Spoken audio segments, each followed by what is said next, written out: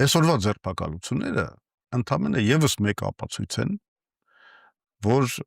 Նիկոլ Փաշինյանը հասկանալով, որ 2026 թվականներին նա բաց օրինական ժողովրդավարական ընտրությունների արդյունքում որևէ շանս չունի հաղթելու,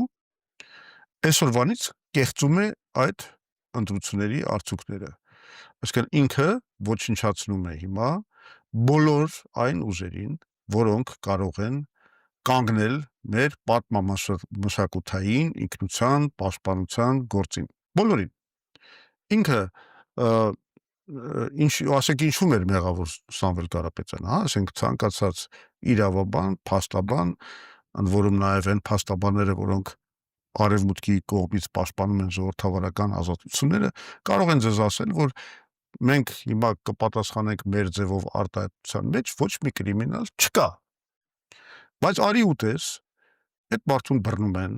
բացարձակ ապօրինի, ակնհայտ, ինչ ասեմ, սահմանադրական մեր օրինական ազատությունների խախտումով եւ արևմուտքը ոչ մի ձայն չի հանում։